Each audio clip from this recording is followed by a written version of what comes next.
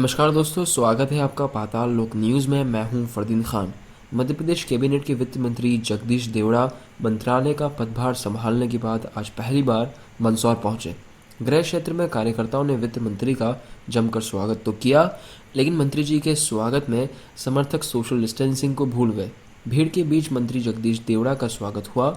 मंदसौर में बीते 2 दिनों में कोरोना वायरस के 50 से ज़्यादा मामले सामने आए हैं। हालांकि वित्त मंत्री जगदीश देवड़ा ने मामले में सफाई देते हुए कहा कि हम सबको मास्क और सोशल डिस्टेंसिंग का पालन करना चाहिए। वहीं गुना मामले पर वित्त मंत्री जगदीश देवड़ा ने अपनी सरकार का बचाव करते हुए कहा कि कानून के अनुरूप दोषियों पर कार्रवाई की जा रही है। मामले में किसी भी दोषी को नहीं बख्शा जाएगा। वहीं कांग्रेस पर निशाना साधते हुए उन्होंने कहा कि कांग्रेस ने जनता से किए वादों को पूरा नहीं किया, इसी कारण कमलनाथ जी को नीचे आना पड़ा। प्रदेश के विकास के लिए हर संभव प्रयास किए जाएंगे। मामला दर्ज हो गया, शासकीय कार्य में बाधा का मामला दर्ज हो गया। वैधानिक कार्रवाई जो कुछ होना है वो बिल्कुल होगी। किसी भी अपराधी को बख्शा नहीं जाएगा। कड़ी से कड़ी कार्रवाई जो होना चाहिए वो होगी। कहना कि नियम प्रक्रिया से जो कार्रवाई होना है, चाहे उसमें कोई भी हो, वो कार्रवाई होगी।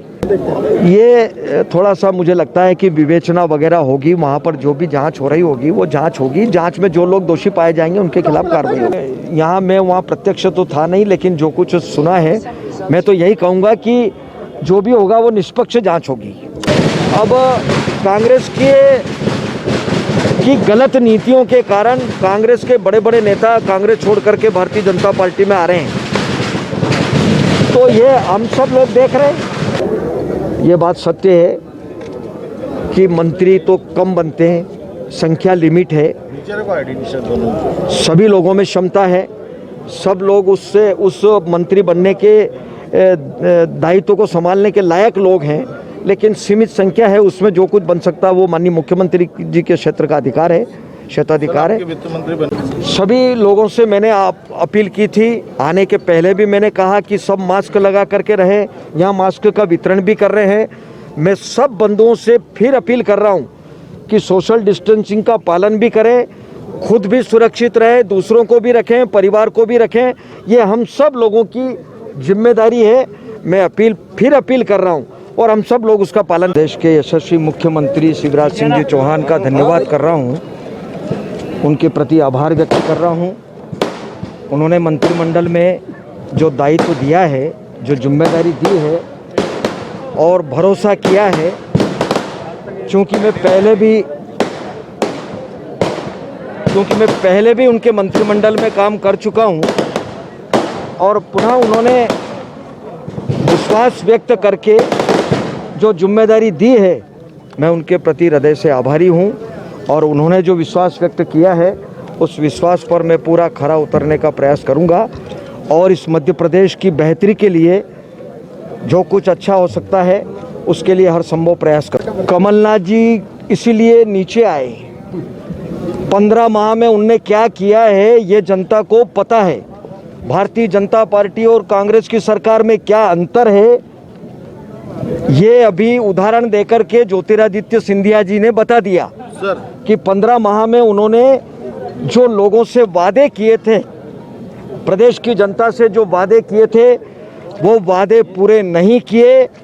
सरकार में बैठने के लिए, सरकार बनाने के लिए जो कुछ उनने कहना था वो सब जनता के सामने कहा, लेकिन उसका पालन बिल्कुल नहीं किया।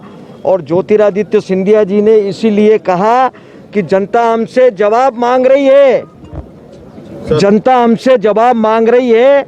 आप या तो 2 लाख के कर्जे माफ करो, बेरोजगारों का रोजगार भत्ता दो, जो कुछ उन्होंने आपने कहा वो पूरा करो, नहीं तो फिर मुझे सड़क पर उतरना पड़ेगा। लेकिन साहब अब बीजेपी से मांग उठ रही है कि 2 लाख का कर्जा बीजेपी माफ करेगी। अब ये सरकार बैठी है।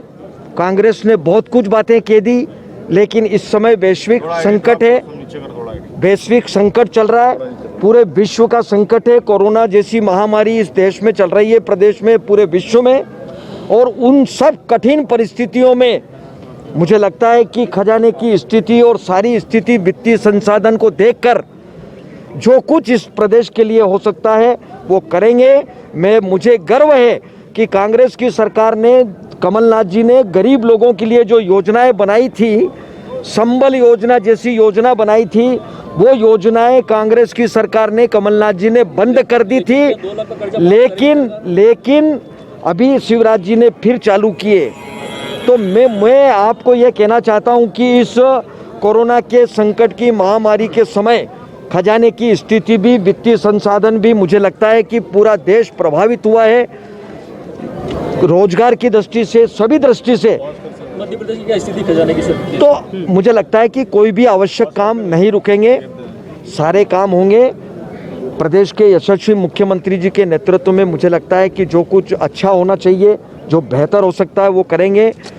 लेकिन संकट सबके सामने है। मैं अपील करना चाहूँगा कोरोना के इस संकट में कि जैसा कि प्रधानमंत्री जी ने कहा था कि जान है तो जहान है, ये पूरा देश जानता है कि इस समय सारी चीज़ें बंद हुई, रोजगार प्रभावित हुए। इस संकट को देखते हुए जनता भी साथ खड़ी है।